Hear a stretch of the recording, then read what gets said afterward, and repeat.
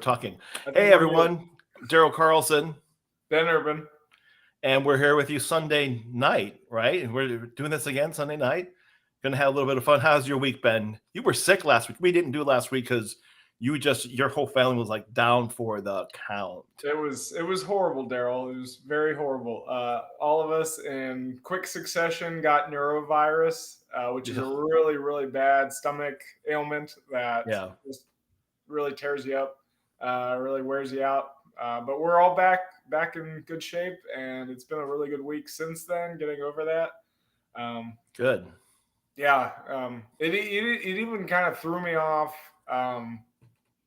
Like inspirationally. Like I wasn't able to Yeah. download for a couple of days, and I got it really thrown off. So, but now I'm back with that too. Oh yeah, this It's morning I liked yours this morning. That's gonna fit in really well with what we want to talk about today. So it's awesome. Good. Yeah, we've been doing good. Last week it worked sort of well for me last week because that was like the end of show choir season. We were getting back from Nashville. It was right. A lot really of sort of traveling, right? So, insane. So we actually had this week to go a little bit like, but yep. now this coming week, Children's Community Theater, kids are going to be trying out for the next run of production of Newsies. So Oh, it's okay. going to be busy again That's because a musical, right? yeah, they're most likely going to get in it, and so we'll just be busy. My wife helps with the board, so that's okay. It gives me time when I'm totally by myself doing other things if they're all off doing that, which is not bad. So good. All right, I'm excited about tonight. Me This is too. like a lot of fun. I was thinking about curiosity, right? So we were talking last time about choice and choosing, and all of this is like said in the beginning to sort of recap what I love about sitting with you, Ben, and talking. It's about how do we pursue a spirituality now post religion that's inclusive, that actually opens us up so we're better human beings. Right. Go figure that you can still have a spirituality, you can still have a sense of belief, and it's something that helps expand you. But you got some work to do. We got to undig what we sort of went through to get Right. here. Right. And so choice is really important. But Mhm. then I'm just thinking, it's like, man, but curiosity is such, it's like, I mean, I love the whole idea of being curious. Um, and it's so foundational to being able to choose. So I thought, man, let's just talk about curiosity. And to be playful, initially I was thinking curiosity cured the cat, because they say curiosity killed the cat, which is really even such a bad thing. It's just like, even Right. so, don't be too curious. But then I thought curiosity cured the Christian, and that's true. For me, I think that's what broke me out. And I think, from your story you shared earlier, probably for you too. So, Yeah. um, Yeah. yeah. So, I mean, if you think about that, I mean, I'll launch and go unless you had a thought to share about just maybe about why curiosity is important for growth. Well, I'll start out with, curiosity is definitely something that we all have deep within us. There's just this innate sense that we want to understand things and analyze them and rationalize them and, figure them out, because we are endowed with with these reasoning skills, these critical thinking skills, which, when you're not hampered by any kind of legalist, restrictive, um, system, telling you what you can think, what you can, say, what you can do, who you can hang out with, and don't break from that tradition or break from Right. that legal code.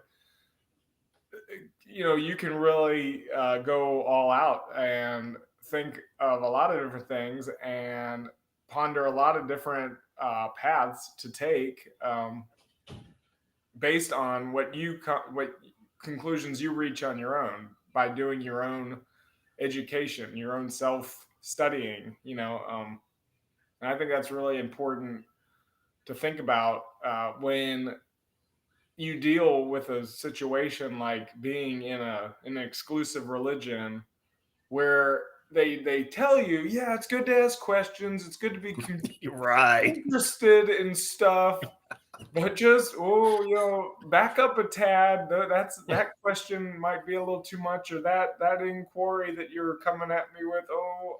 Yeah, it's like, here's the box of You're on questions. you're on Stay danger. in this nice little Yeah, box. You can ask any question you want. This is the box in which I have all the answers. So ask away. some of the points you're making might be teetering on the point of blasphemy. Watch out, it can be a killer, a curiosity killer when you're told that thinking is dangerous. Being able to actually have ideas that go outside a box are dangerous when it's just you evolving your mind, evolving in Oh spirit yeah. too. Oh yeah. I mean, think about it. The whole story of the presupposition, at least for what we came out of, you know, Christianity, it's the tree of the knowledge of good and evil. The question was, did God really say? And she pondered and she thought for herself, and it was the curiosity that drove her to try something forbidden.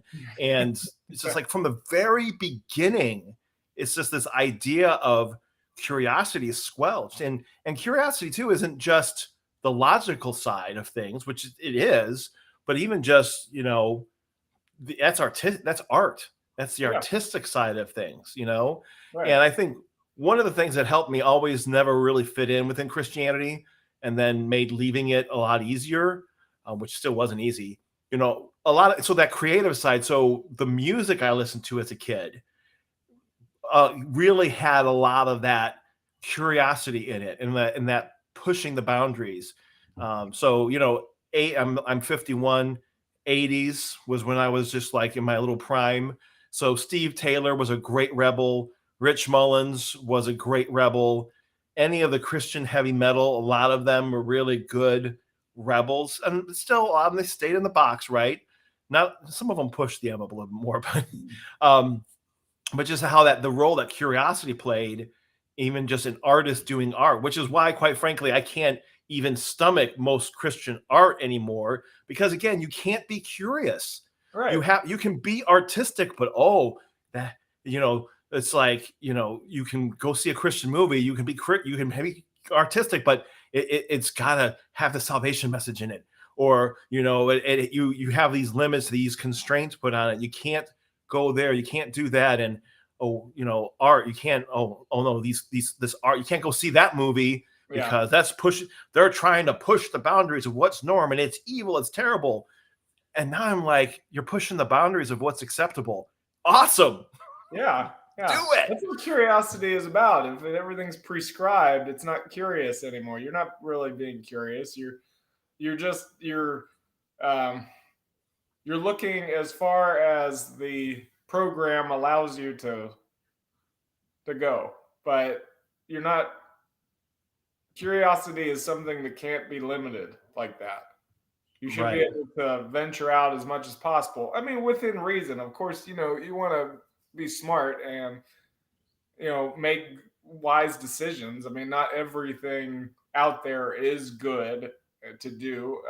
Whether it's lawful, it might not be beneficial. I know that's actually somewhere Ooh. in scripture, but Yeah. it's still good advice because you shouldn't be a rebel just for the sake of being a rebel if you're going to do something destructive. But there's also truth in being curious and learning why something is off limits to you versus it just being off limits and that's it. Understanding why Yeah. this rule is put in place instead of just being, well, it's here, that's it, we said it, that settles it. Like Right. And so even almost think about it, that's almost the opposite of curious as well. So I mean, you have, you know, the rule setters, but then you have some people that are going to break it just because it's there. And then if you're in with that group and you don't go with them to break every rule, then all of a sudden now you're the one, they're peer pressuring you to break all the rules. And so it's also curious to not just say, it's not curious to me anyway, to say that's a rule, I'm going to break it just because it's a rule. to me, it's like, why is that a rule? Maybe I'm going to break it and find out, or I'm going to think about it and be curious as to, if is it beneficial, is it not beneficial, like you were saying. So it's just the idea that even curiosity itself, if you really go with it and really be curious, even about breaking rules and why do I want to, what's the then you can, even that's the protection as well. I think it can keep you from going over the edge if you stay curious and don't just lock into one way of doing it, rebel. Right. Yeah, so it's interesting, and I think that's the whole point. And we see talking to my wife earlier today. It's like the whole point. I've come to a lot of freedom, and I've got my spiritual beliefs are evolving and changing, and I don't anymore right now share them freely and openly in detail. But I think one thing I do believe very deeply is that what we're here to do is to experience life. I think it is about growing. It is about trying new things. And I think there is a sense in which the soul is indestructible. And if you don't get it perfect now, well, what's perfect anyway? It's an amazing experience.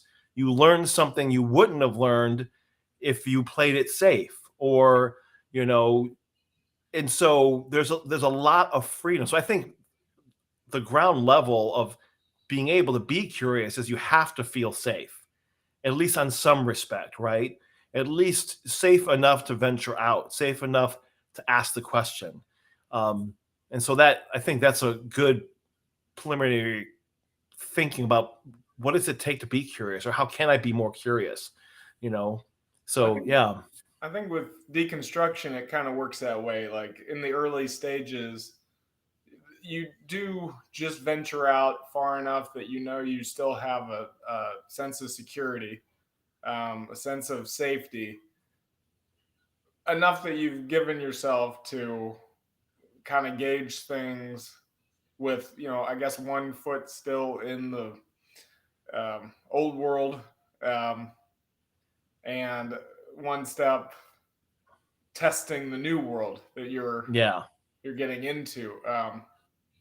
But I guess for me, it's like, to be truly curious is to get past that point where you're straddling the fence, and you just make a move. You just take a leap of faith, for lack of a better term, and just see what happens.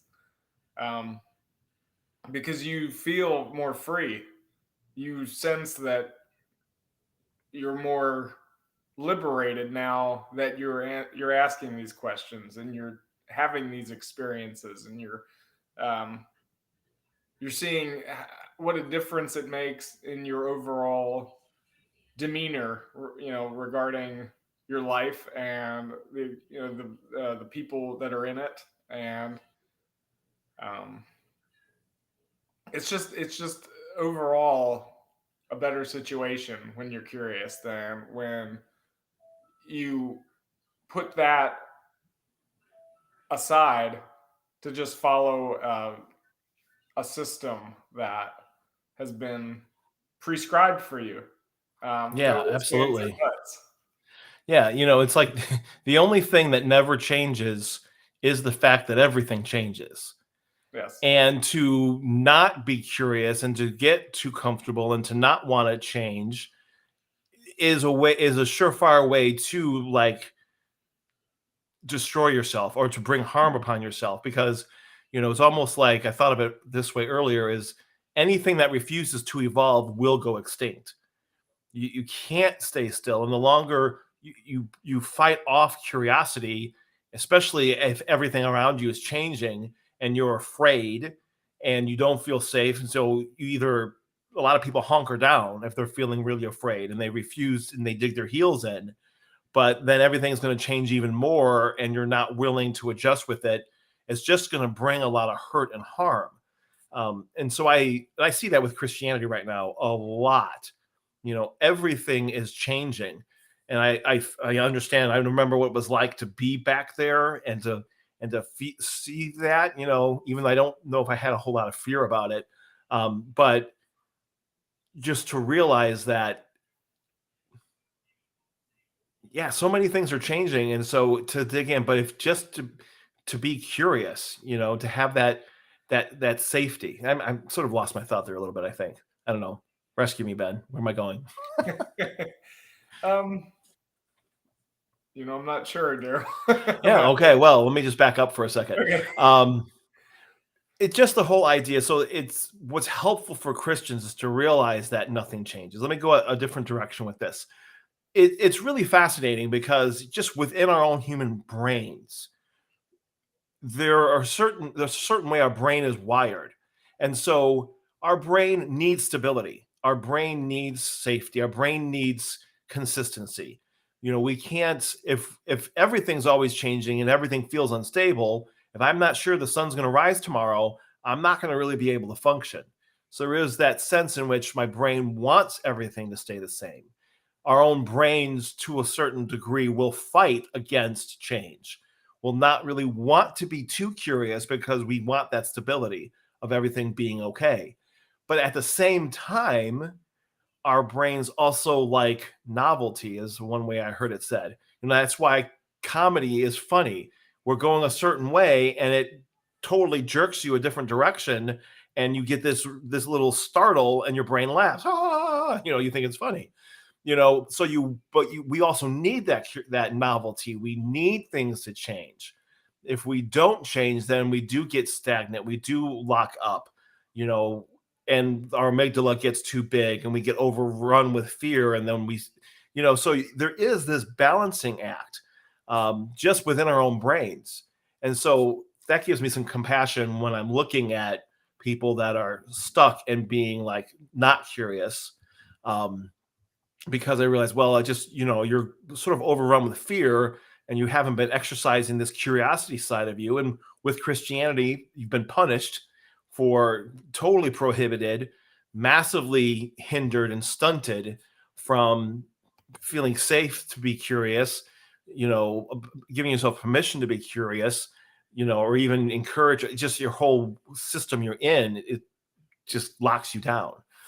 So that's, I guess, sort of what I was trying to say is, it's important for Christians to be able to be curious. And it doesn't automatically mean you're not going to be a Christian anymore, because I want to leave that space for people that, wherever they're at in their journey, don't automatically think I'm going to be curious. And they do. It's like, I'm not going to be curious because that heretic is was curious and now they've been kicked out and I see how everybody is attacking them and being terrible to them. And I don't want to feel that way. So don't be curious. Right. Um, but there are plenty of Christians who are curious, who are questioning the Bible, who are studying theology, who are looking at the history of doctrine, who are saying, hey, you know what? Maybe we shouldn't kill or totally decimate trans people. Maybe that is okay. Maybe the Bible doesn't speak to it and we can have some curiosity and flexibility here. Yeah. So, yeah. And I mean, for me personally, I definitely feel like that's how it worked early on. I didn't bring it to the forefront, and basically, the first moment that I started questioning stuff, I didn't get a like a public gathering together and out myself. There was definitely a sense of like, I'm gonna let this curiosity just kind of do its thing in private here. I'm gonna do my own studying and research and try to understand why this just isn't making sense to me anymore, and why these ideas that I've already been wrestling with are now such a detriment to my own sense of um, moral um, aptitude that I have to really look into alternative viewpoints on this subject or that subject and get a better idea of like, because early on, I mean, I really wanted to continue clinging to Christianity of Oh, some yeah. sort. That's what I figured was it. Like, this is right, just not this fundamentalist version of it. So I started, looking more into progressive Christianity and liberal Christianity, and eventually universalism, which I guess is kind of a liberal Christianity too. I don't know. Yeah. But I just kept going down the rabbit hole deeper toward where it became no Christianity at all. It just became an open forum of spirituality, inclusive spirituality. I stopped embracing any kind of exclusive religion because I just kept finding openings in reason where before it was like, no, we can't even talk about this. We can't even look into this. And I remember my early writings were still based on my interpretations of scripture. What I would read, I'd be basically doing my own devotions on Facebook. What I was gathering from them post fundamentalist uh, Christian, and I was getting some pushback from people of that community that were saying things like, that's a dangerous idea you're putting out there. You Yep. might want to hold back on that. And, it's this mindset that I started thinking, well, if this God has a problem with what I'm doing, why doesn't this God reach out to me directly? Why am I getting heat from these people? Why would they be getting the word from God instead of me if I'm the one causing Right. the trouble? Why are they threatening me or giving me this hard time and being like, "Oh, we're warning you, man. You better ship up or shape up or ship out or whatever." Right. It's just like It's that curiosity again. Wait a it's minute. like the more I got pushback, the more I was cordial about it. I was respectful, but I wasn't stopping. And I said, I'm not there anymore, and I don't plan to ever be again. And I'm gonna keep just going down this path and just see where it takes me. And eventually, it just took me to realizing I didn't need the scriptures at all to interpret because I was beyond that, and I started deciding that okay, I'm just gonna take whatever the spirit, Right. the spirit of whatever starts putting into my mind, and whatever radiates within my body, and whatever it enlivens my spirit, whatever messages that just like appeal to me and what I feel can help others, whatever I can however I can express myself, which that's another thing with curiosity. It's a Yep. form of self-expression. If you're Absolutely. voicing your curiosity, if you're putting it out there, that's art. Well, Because it is. Yeah. you're giving yourself. You are the magnum opus of your own life. You are showing the world who you are, and that's a big no-no with exclusive religion. It's like, no, just stick to peddling the same message over and over again that we want the world to know. It has nothing to do with you. Well, no kidding. It doesn't have to Right. do with Right. you, right? It doesn't have to do with any of us. It has to do with a stoppage of life, Yeah, absolutely. And it's, decrease in self worth. yeah, It's because you're not growing. yeah, It's like if you're stunted, it's arrested development. If you're not growing and then you're stagnating when we're designed and that's what life is really about is that growth. So if you stop growing, then you are going to get stagnant. You are going to, then you're naturally fear is going to creep in more and more because you're not growing, and it's interesting. Um, it is just, I mean, just think about the snake. Let's talk about the snake since the snake's blamed for everything anyway. But it grows and it has to shed its old skin in order to be able to keep growing. It has to. It has to get that old layer off, And it's interesting that what was once felt safe and felt secure and felt right, if you're growing, it naturally you will get to the place, and it's good that you'll get to the place with curiosity that it won't feel safe anymore. It's like Shannon. We love Shannon, and so she sort of shared this. She straddled the fence for a while when she finally decided to go all in and step out. She feels more safe now out than in, and it's just that it's interesting. So then we acclimate. We realize that it's not permanent. This discomfort feeling we feel as we're deconstructing, And because we need to be safe, it's good to take the small steps, right?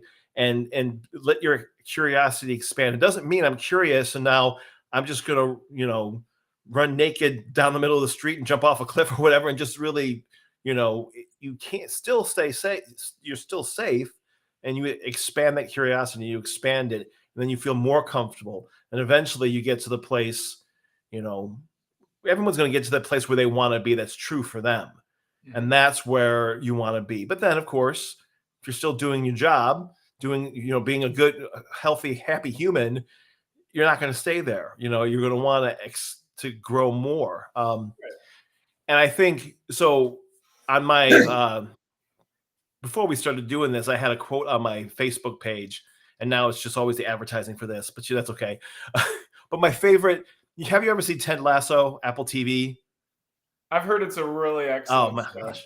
I go get free, I creatively find new emails to get free subscription trials with Apple TV once in a while to catch up. And the next season's out. But in the first season, there's a scene in which he tells the story on how he never fit in. He's sort of an oddball football coach, goes to England to coach soccer and has never played soccer in his life. But he's just curious, and he's just launching out there, and he's just putting himself out there and doing it because he loves to coach people. And he said at one point in time, people used to always belittle me, and I never understood why until I was dropped off my kid one day, and on the side of the school there was this giant Walt Whitman quote: "Be curious and not judgmental." He said, "Oh, I like that," and then it dawned on me that all those people that judged me, none of them were curious, because if they were curious, they would ask questions, and then they would grow. So he realized that, their judgment of me had nothing to do with me at all. It was really about them. And so I just love that scene. And there's a whole context to why that scene's even more awesome. But it's just the idea of being curious. And so letting go of the judgment, letting go of feeling like everything. So, you feel like you got it all together. You're not curious. You judge everyone. You judge everything because I know.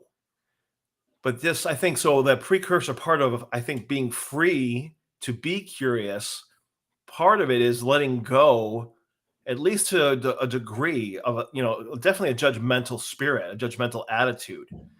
You can use the word discerning maybe, but so I think that's a good piece of being able to grow is to not be judgmental, to sort of let go of the judgment. Well, before I judged that, doing anything with any pagan person would open me up to be attacked by the devil. But then there's this great person I met whose name is Beth, who's a witch.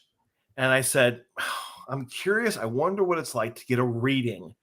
And I know this person, and they seem like more like Jesus than any Christians I ever really met before. So I'm gonna step out and put my baby toe out, and I'm gonna let this witch give me a reading. and it sort of opened the door, right? So letting go of that judgment and stepping out and trying something new, opening doors like, oh, I didn't die. Huh? The devil didn't come and attack me. I think I'm still alive. In fact, I'm feeling a little bit more free. I'm actually getting some emotional healing. What's going on? So that's, I think, a big component of letting curiosity do its work, is you sort of have to let go of the judgment, to a degree, and always just to a place, just a little outside of your comfort zone is probably a good place to start. You're feeling a little bit uncomfortable, that's probably a good indication that maybe that's a good, you're going out pretty far enough.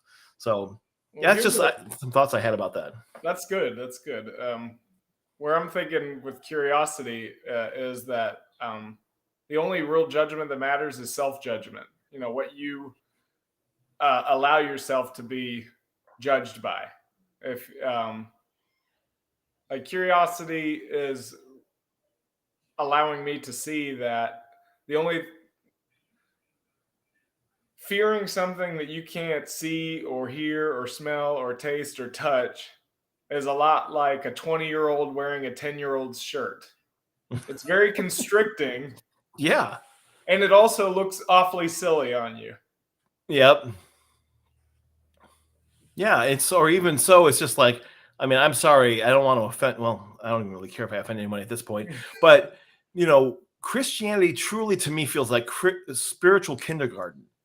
It is so, it's so, my daddy's bigger than your daddy. That's something a kindergartner would say. Right. Or a lot of fear, you work with a kindergartner, you say, oh, don't touch that. That's gonna owie, and you put a lot of walls and boundaries around the kindergartner to protect the kindergartner. And when you're a child for a season, that is a healthy thing. Some boundaries that are protections, right? But if you're 25 years old and you're still being treated and you're acting like a kindergartner, that's not a good thing. Right. And it squashes the human spirit. So yeah, I think, and so I would encourage people who feel stuck. If you've got questions, let your curiosity go. You don't have to let it go all out crazy, but allow it to go a little bit more. And there is, like you said it, and it's really important to notice. Let go of judgment. The only judgment that matters is your own judgment. But then I think let go of your judgment of yourself to a sense of wait, you can trust yourself. Right. And the only way to trust yourself is to actually start trusting yourself. Yeah. And you're going to go out there and screw up. Just promise you. You're just but we call that learning. Right. You It's know, not sin. no, the baby It doesn't walks. need to be dealt with by a wrathful judge.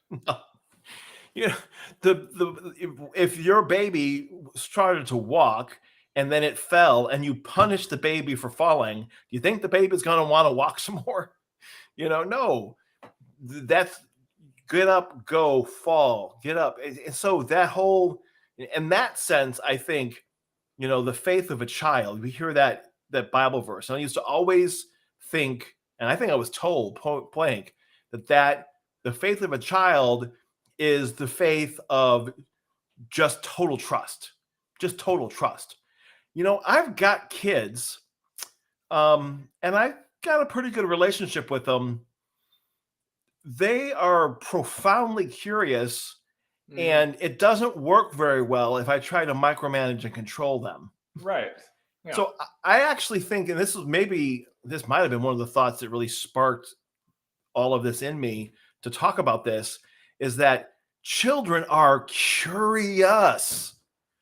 They're incredibly curious. So what if the faith of a child, when Jesus, I love Jesus still, I mean, taking the verses that I think he actually said, I think there's a whole bunch of shit that people said he said, stuck words in his mouth, and wrote it down because they had an agenda. But picking up a little child, which was despised, and little children were like really nothing, sort of a nuisance in that time, at least from what I read back then, and said, have a faith like this child. But children are curious. So what if faith is that confidence in yourself and confidence that you're going to be okay to be curious? I don't know. That's a thought. I'm trying that out. What do you think? Yeah, and I want to kind of piggyback on the Jesus love because I'll go on record as saying I still have an affinity for Jesus to some degree. I don't worship him because I don't think that that's necessary. I don't think that's what he was about. If he was real, that's not what he was about. And for the sake of argument, if there is any truth to the scriptures at all, I agree that actions speak louder than words.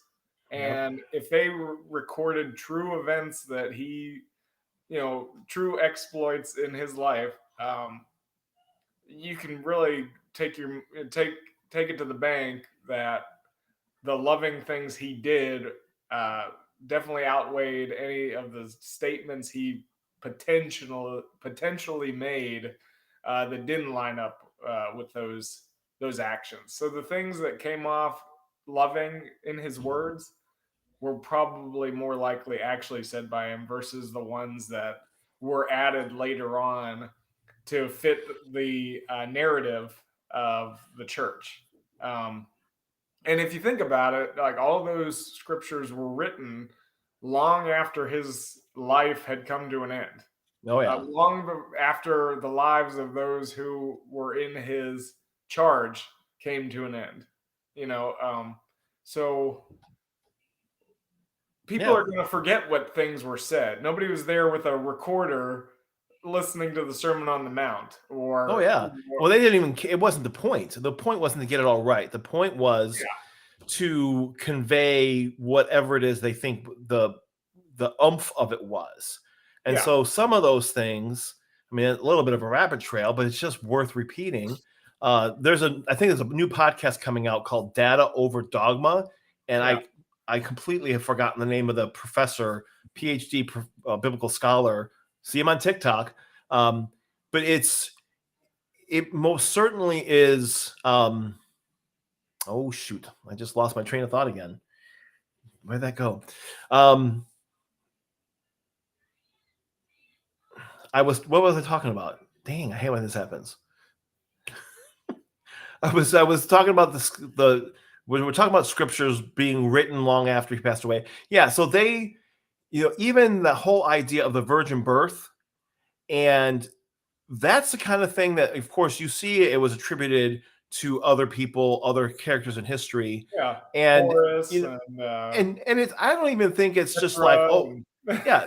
So it's not that Leah. they were trying to make Jesus something he wasn't. That was a standard way in which they venerated someone. Hey, this dude was saying something amazing. We want you to listen to him in order to heighten this person. So you listen. This is a standard way that we make them seem more than human. So it was just a literary method they used to get a point across, to communicate something that was more important to them than getting the actual facts straight. I mean, Right. just that, and that's a fact that we can embrace and understand about that period of in time. And so, but even that's very curious to me. That's interesting, but Right. it doesn't eliminate the power of what is said. I think it actually makes it more powerful because you're starting to get more into what was important, which is what the actions of Christ and what was the point that they're trying to make instead of getting hung up on the incidentals around it. Does that make sense? Yeah, absolutely. And I want to jump on a couple of thoughts there because I really like where we're going with this, and I don't know. I hope it doesn't break away from the topic at hand, but it does have to do with curiosity here because it makes you think. Like it's interesting that like all scholars are universally set on the idea that Mark was the first gospel written, Right. like Absolutely. before any of the others. Standard Bible school stuff, folks. Nothing heretical here. Yeah, this isn't. I mean, this is Bible 101 scholar edition. Yeah. It's funny, and I had never really thought about it before, but in deconstruction, it's become like blatantly apparent. Or there is no virgin birth story. Uh, Jesus just comes on the scene as an adult mysteriously out of nowhere. I mean, people seem to know him, I guess, but they don't. I Yeah. mean, it's almost like he just appeared from thin air. Um, and I'm not saying that in like a miraculous way, but like more just like, oh, this stranger out of nowhere, this charismatic enigma just showed up on the scene. I find that interesting because it's the first book and there's no talk of any virgin birth, no parthenogenesis at all, and Right. that's why it's interesting that we bring up like older stories of other messianic figures throughout Right. uh, history that share a lot of similarities with Jesus, happen to have that story too, but they were only added into the later gospels versus the very first one. Right. And so, but you never would have known that if you weren't curious. And I mean, in the first, apparently, I don't want to get into much of a big like scripture analysis, but I've also heard while in seminary by professors that Mark also, like, there was a lot of added stuff, added Yeah. material at the end, where the original ending was that the women come to the tomb, it's empty. They hear from a strange figure that Jesus isn't here anymore. Go back to town, and they were afraid. And it's so there's not really a resurrection there. There's no, they don't, they leave you hanging, and they only added like more resurrection-y type talk later, like passages afterwards, just to kind of fit better with the rest of the narrative. Right. What's really interesting, that first book, I mean, it's like it seems to be the most genuine, and usually the first should be, right? I mean, Right. the Exactly. material we're basing everything else on, Luke and Mark are known to have gotten their ideas and then just kind of added on upon them from Mark. So it's like, what do you do with that? And that curiosity wouldn't be there if you were to just believe. Oh, just accept it on faith. Just go with it, believe it. Right. Those who don't see believe and are blessed. And it's like it's so. I mean, Oh, I know. I love it. And just I had to throw Shannon in here because it's just it doesn't take long for people to make up stories about us when we leave the faith. So it makes no surprise that they make up stories about Jesus after he left. right. So that's sort of funny. It's true. Oh, Because I that's know. the other thing. I mean, he seemed to rail against the system. Absolutely. The most fundamentalist of religious people in his time, or the big political magnates of his time, were all on his list of people to piss off. Absolutely. And so it's and now, just, and now he's the figurehead of of their course, movement. I mean, how ironic is that? because you have to make him the figurehead in order to make 2,000 him years later. All untouchable. right. No, you can't be like Jesus. You can't say what he said and do what he did. He was God, you're not. So, so yeah. But then so the curiosity, I just think that is so vital. All of this is just it's curiosity. I mean, science is curiosity. So any good biblical scholar who is worth their salt is curious and is going to dig and ask questions. And why is this that way? And having gone to Moody Bible Institute, which is the mecca of dispensationalism, and you went to a great, super fundy Southern Baptist seminary, you know that is like, you don't ask questions. It is about staying in the box. Mhm. And how dare you ask questions? And here's the answers, and just know these answers, and that's all there is to it. But the theologians and the historians and the people who are studying the Bible, who are curious, who are pursuing the data and trying to understand what as close as possible what actually happened because they're curious, then we're getting more accurate information. So curiosity gives you the ability to start to see a better picture of what's actually going on around you.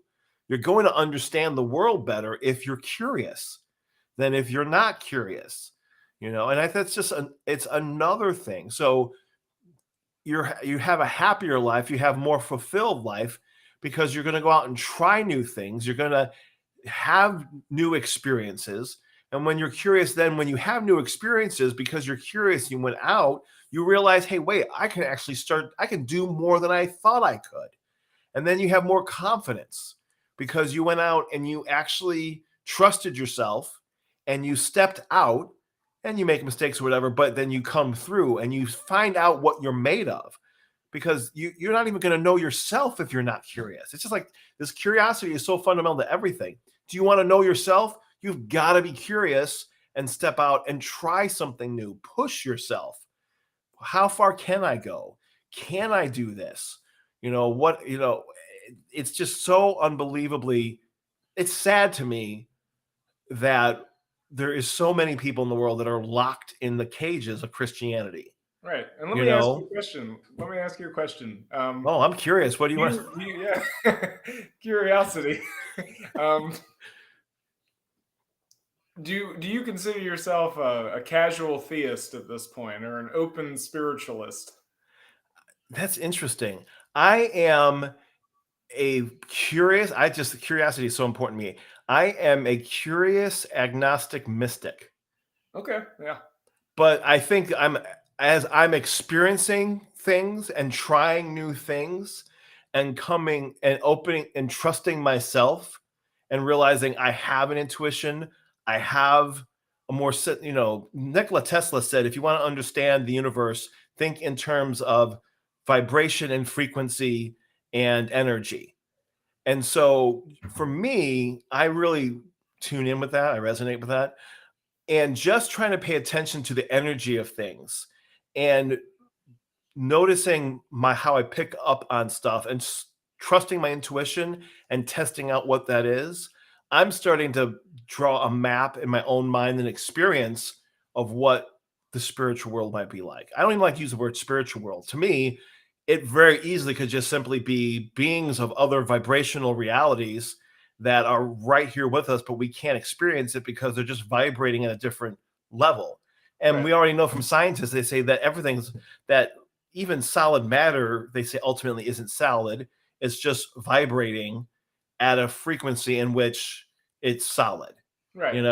So Everything's energy. yeah. We're all spirits. So I mean, I could just, I'm not atheism never really appealed to me because Yeah. that always felt a little too just too curious for that, and that's just me. And plenty of atheists that are curious, and they're focusing their curiosity maybe in the natural world only. And I think that's valuable, right? Yeah. Um, and so you're going to understand the natural world better if you allow yourself to do this and maybe put blinders on, if you want to call them that. But then you can laser focus in better on a spot, and that's valuable, right?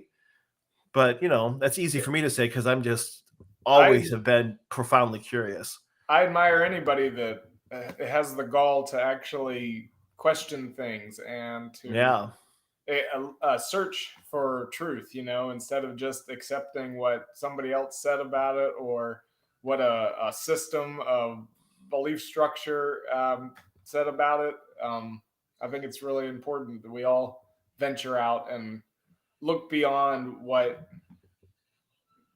maybe we've been led to think as the whole story. And that's why for me, I yeah, definitely am not an atheist either. I don't go to that pole any more than I would a fundamentalist religious person. I drift back and forth between casual theism and curious agnosticism, because I feel like that's a healthy place for me to just be open and explore, whatever downloads I am receiving, and express what I think of those things, and I always welcome other people's commentary. I want to know what others think. I don't want people to believe what I believe. I'm not trying to convince or convert anybody to anything. I'm just open to a discussion. I love thinking about this stuff. I love being involved in all that. And here's my next question for you. Since you've come to this place in your life as a curious agnostic mystic, yeah. do you feel forsaken by any god since you've gone there? I mean, No, do you feel no. cursed? Do you feel I've like I've you're actually being found a wrath lot. is being It's the opposite. rained It's upon you? I've found a greater sense of well-being, peace, acceptance, safety, and had demonstrable, genuine emotional healing. I am emotionally a more healthy person, Mhm. objectively. Ask my wife than I was definitely before we got married. And most of that has just been going rapid fire since I jettisoned just the Christian model and seeing that as a value to me, right? Or I will even say to, I only talk to people about this as I feel felt comfortable doing so. But I truly believe that it was God that led me to reject Christianity. Now I don't like the word God really anymore. I will use it in the context if I'm talking to a Christian, because to me it's all the same thing: universe, energy, God, quantum entangled particles, uh, different beings of different vibrational realities in different parts of the universe. All actual physical real things that exist. It's all the same to me. But no, I feel there is no no wrath, no nothing. The only wrath was the little voice inside my head, my ego, that was screaming at me. That was the only vengeful, wrathful thing. Yeah. And once I finally was curious enough to start listening to it and asking it questions and say, wait a second, who says that, I'm an idiot, And I don't think so anymore. Yeah. How about you? I assume that no lightning bolts have struck you, right? No, not at all. And it kind of dawned on me, whether it was conscious or subconscious or unconscious. It somehow dawned on me in any capacity there that early on, when I was right there at the cusp of making the change, I was seeing the lighter side of Christianity. I was seeing believers, tried and true people that were lovers of Jesus, who were treating people well and uh, believing in socially uh,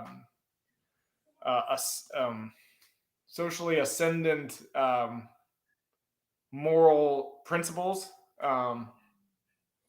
and were not all caught up in the dogma, and they were living their best lives. I mean, and helping people around them living their best lives, and they believed in Jesus and they were all about Jesus. And I could see that, like, okay, it can be better than this. It doesn't have to be like this. And I've been wrestling for months on this, thinking, like, is there no way around this stuff?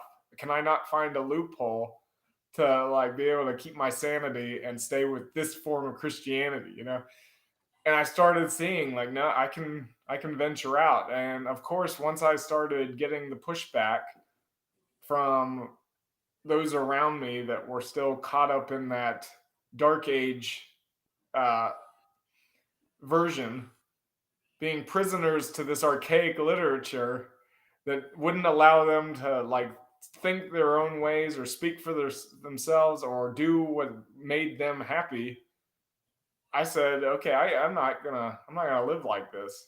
I Right. might be a minister one day, or I might be a believer in some religious way, but this is not the one anymore. I can't do this anymore, and I'm gonna start treading my own path. And since I've been doing that, I've been a lot happier. Uh, Beth and I have been a lot happier together. I mean, there's never been a Yeah. time in our relationship where we weren't gaga for each other, but it was a struggle when I had to pretend I was something else, even though I didn't realize she was pretending too, and Yeah. we were both going down our own paths of sorting all this garbage out, and then figuring out, well, what sticks and what gets tossed. And like we were talking about earlier, I'm not ready to give away the example of Jesus that matters to me in my head and my heart. What they agree upon is what Hmm. Jesus was really about and what Jesus may have been. I'm not ready to give that up because I don't feel like he was any form of a fundamentalist religious um, what's the word I'm looking for?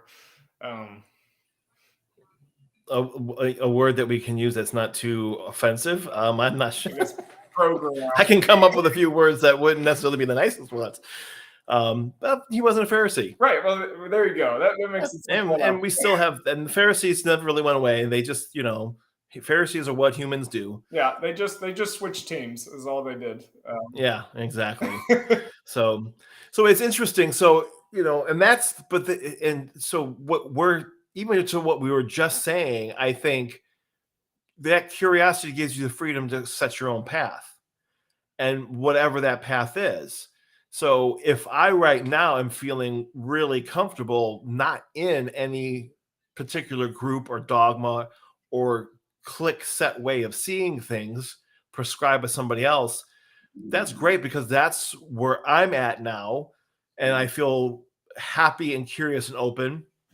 If somebody else pursues their own curiosity and then feels great about landing in a group that fits them better where they're at now, that's fantastic too. I just encourage people to always stay curious Yeah. because that's where growth happens, you know?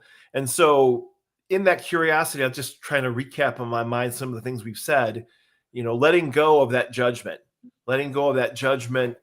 of things around you, letting go of that judgment of yourself, starting to take small steps, push a little bit beyond your boundary to be curious and to start asking questions, trying something new, trusting yourself and try something and let it go if you end up, you know, making a mistake, but you're learning. Trust yourself, grow and expand, knowing that you're going to be able to um, find something that fits you better because it's all a part of growth.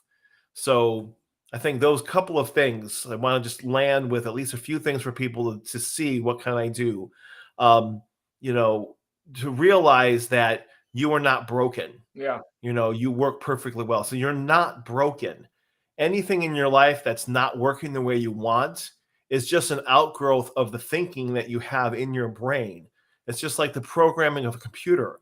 If your computer is not working well, you don't automatically throw the computer out and go buy a new one. You can just say, well, the software needs an update. Yeah. Because it might just be You a know, glitch. You know, yeah, it might be a glitch. So let me dig into the software. Let me figure out what are the beliefs in the back of my mind, get curious about that.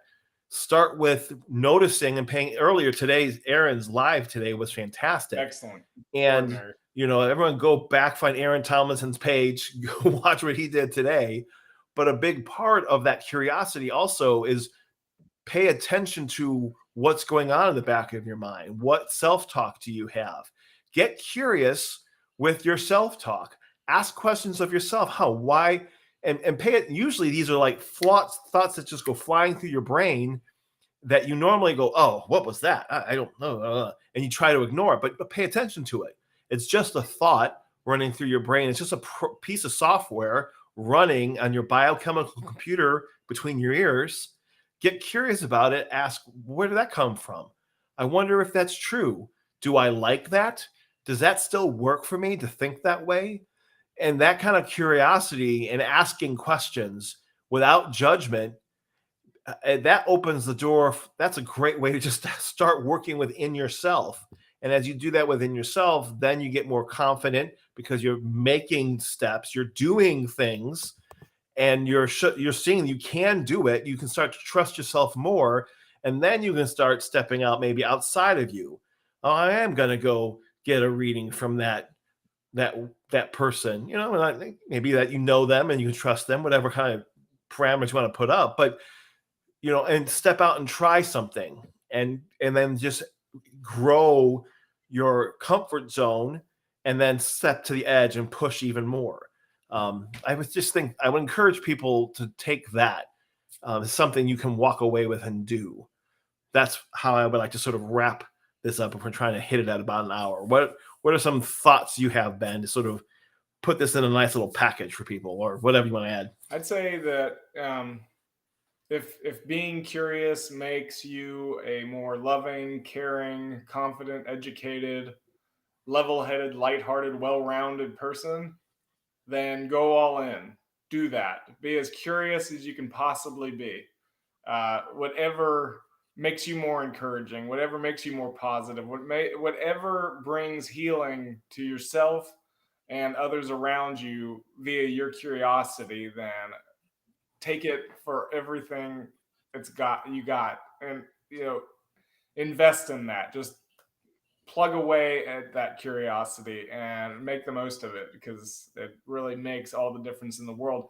And if you are searching for a real God, something more, a great spirit, whatever, something something beyond you, or what you think may be beyond you, then make sure that that God lines up with what it is that you have gained from your curiosity. Because if it's coming up short from that, it's not real God. It's not something more, it's something less, and you deserve better than that.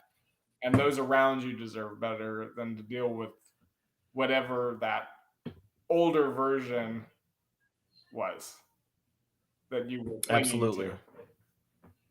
Awesome. This is fun, man. It was. It's always fun, Daryl. It's always fun. So I'm going to wrap this up, and just right in line with the topic, just encourage you as you go out through your week, stay curious. Because thinking is awesome. That's right. All right, Ben, love you, man. Have a good night. I love you too, Daryl. Give your wife and kids a hug. Everyone, thanks for watching. Thanks for doing the replay. We'll circle back and check out the comments. Have a great night.